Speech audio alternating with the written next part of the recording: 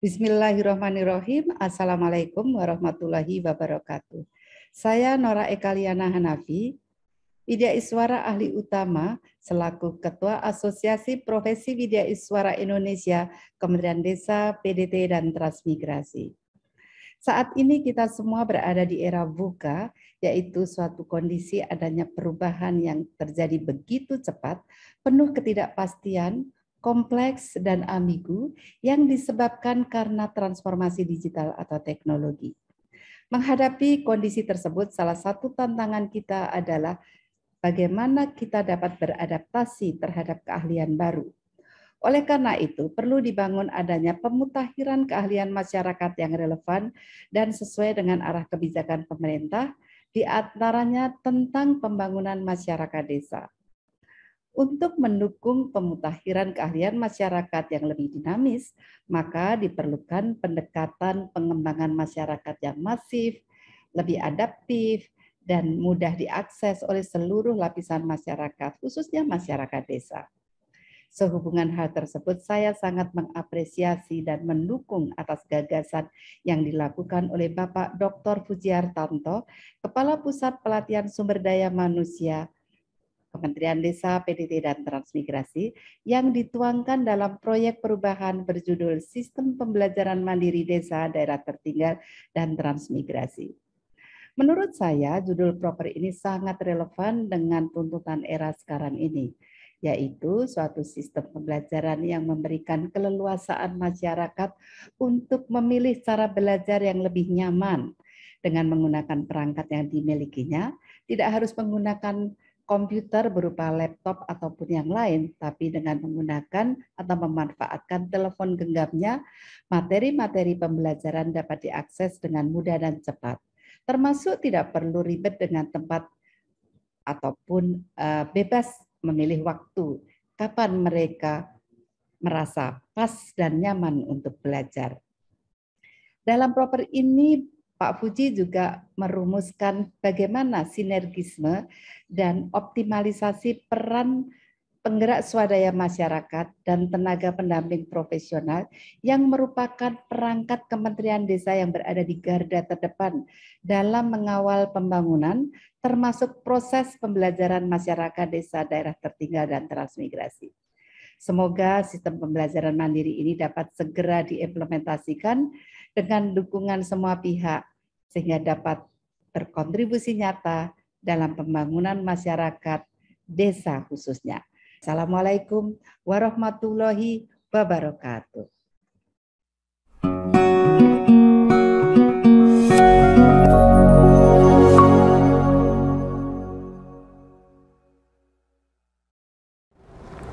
Assalamualaikum warahmatullahi wabarakatuh.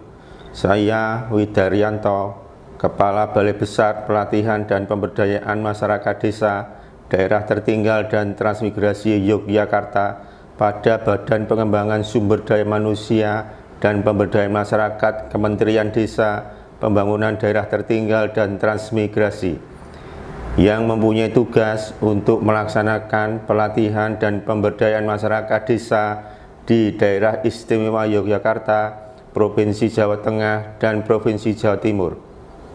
Pelatihan yang dilaksanakan saat ini masih tergantung pada alokasi APBN. Secara luring dan selama pandemi tidak bisa dilaksanakan dengan baik. Bahkan rencana pelatihan tahun 2023 hanya mentargetkan 7.500 orang. Hal ini mengindikasikan sangat besarnya potensi tidak tercapainya target-target indikator kinerja Kementerian Desa, Pembangunan Daerah Tertinggal, dan Transmigrasi. Untuk itu, saya sangat mendukung dan memberikan apresiasi yang sebesar-besarnya kepada Dr. Fujiartanto, SIP, MM, MSI, MA, Kepala Pusat Pelatihan Sumber Daya Manusia, BPSDM, dengan proposal perubahan berjudul Sistem Pembelajaran Mandiri Desa, Daerah Tertinggal, dan Transmigrasi. Proyek perubahan Bapak Fuji memberikan inovasi peningkatan kinerja pelatihan dengan mengembangkan formulasi sistem pembelajaran mandiri mengoptimalkan peran penggerak swadaya masyarakat dan tenaga pendamping profesional sebagai fasilitator dan tim teaching dalam pembelajaran mandiri, mengembangkan sistem manajemen portofolio desa daerah tertinggal dan transmigrasi terintegrasi dengan platform Akademi Desa, mendukung sistem pembelajaran mandiri desa, dan mengembangkan desa percontohan sebagai fondasi Gerakan Nasional Pembelajaran Mandiri. Terima kasih. Selamat dan sukses kepada Dr. Fujiartanto untuk proposal perubahannya. Semoga dapat berjalan dengan baik dan lancar, serta memberi nilai lebih kepada peningkatan kualitas sumber daya manusia masyarakat desa. Wassalamualaikum warahmatullahi wabarakatuh.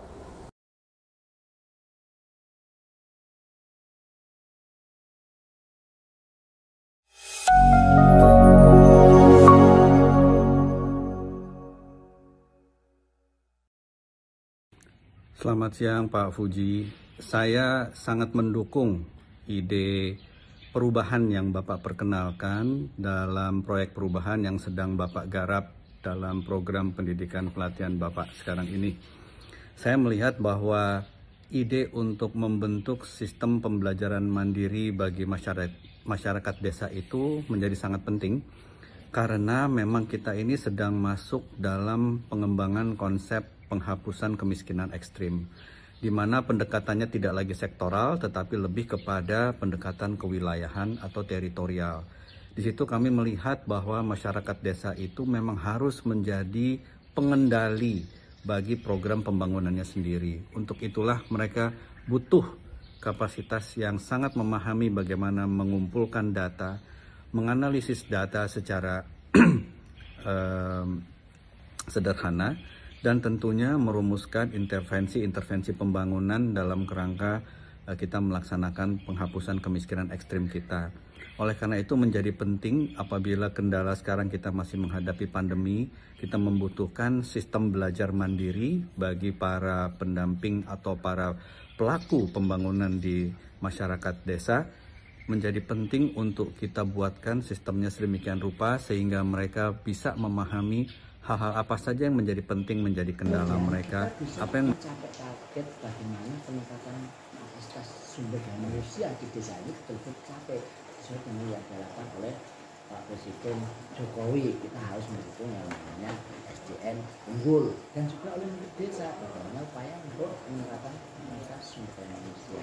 Nah, kira-kira dengan kepala desa ini, kira-kira dengan sistem pembelajaran mandiri yang dilakukan ini, karena nanti ini akan berimplikasi Pak, yaitu seperti bagaimana kepala desa untuk menyisihkan sebagian dari dana desa itu hanya untuk mendukung itu gitu Pak, sehingga terkait nanti pembiayaan yang ini tidak perlu ataupun juga itu sudah dalam posisi biaya tersendiri. Nah, kira-kira seperti apa menurut Pak kepala desa ya? Dengan adanya sistem pembelajaran mandiri, pelatihan mandiri yang akan diadakan di desa masing-masing itu, bagi saya seorang kepala desa, saya sangat mendukung sekali Bapak. Dikarenakan selama ini sebetulnya di setiap desa itu, di setiap tahun anggaran kami sudah menganggarkan tentang hal tersebut, ya, dengan dana desa kami. Tapi kebanyakan kami setiap melakukan kegiatan itu terlalu konsumtif. Nah, saya bilang konsumtif, contohnya seperti ini. Kalau Bapak punya gagasan akan ada pelatihan yang semacam ini, kami sebetulnya selaku seorang lurah yang jabatannya itu cuma periodik dan sangat mengharapkan sekali di dalam waktu yang singkat-singkatnya itu untuk merubah suasana desa itu dari perekonomian masyarakatnya, dari pendidikan, dari kemiskinan dan semuanya. Dihasilkan dari pendataan SDGs kemarin, tata nilai kami, posisi kami sangat mengetahui persis. Nah, sementara di dalam peningkatan kapasitas yang setiap tahun kita anggarkan, itu ternyata tidak efektif, tidak sesuai dengan yang kita harapkan. Nah, sementara ini kenapa kok bisa sampai tidak efektif pelaksanaan semacam dikarenakan selama ini, maaf, itu mungkin mindset dari kepala desa sendiri juga peningkatan kapasitas itu cuma disamaratakan dengan refreshing.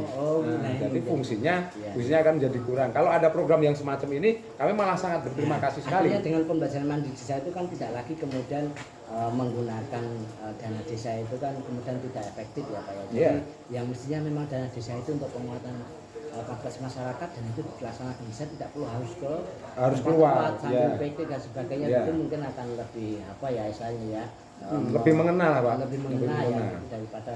Nah, kira-kira menurut Pak Desa ini kira-kira kalau di sini ini apa sih sebenarnya potensi? Bismillahirrahmanirrahim. Assalamualaikum warahmatullahi wabarakatuh. Saya Eko Sri Haryanto, Dirjen PPDT, Kementerian Desa, PDT dan Transmigrasi.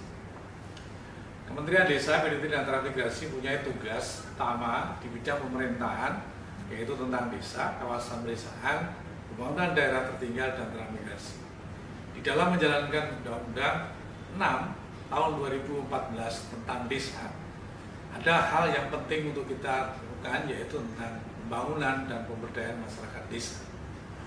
Hal ini sangat cocok sekali apa yang dipikirkan proyek perubahan Dr. Fujiartanto akan memberikan kontribusi di dalam bagaimana menyiapkan sumber daya manusia yang unggul di desa. Di dalam hal ini, karena desa terus diberikan resource pemerintah dalam bentuk dana desa, sehingga membutuhkan penguatan sumber daya manusia. Sehingga dituntut untuk desa melakukan sistem pembelajaran mandiri. Selain itu juga, pemerintah juga menyiapkan penggerak swadaya masyarakat yang mampu untuk bisa memberikan fasilitasi terhadap desa.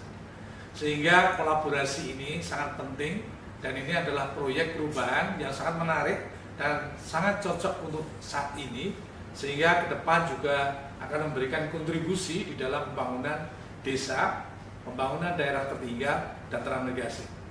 Kita sangat mendukung sekali karena ini pasti akan memberikan kontribusi yang besar bagi kemasyarakatan masyarakat dan daerah. Terima kasih, selamat untuk Pak Fujiartanto dan proyek perubahan semakin sukses. Terima kasih.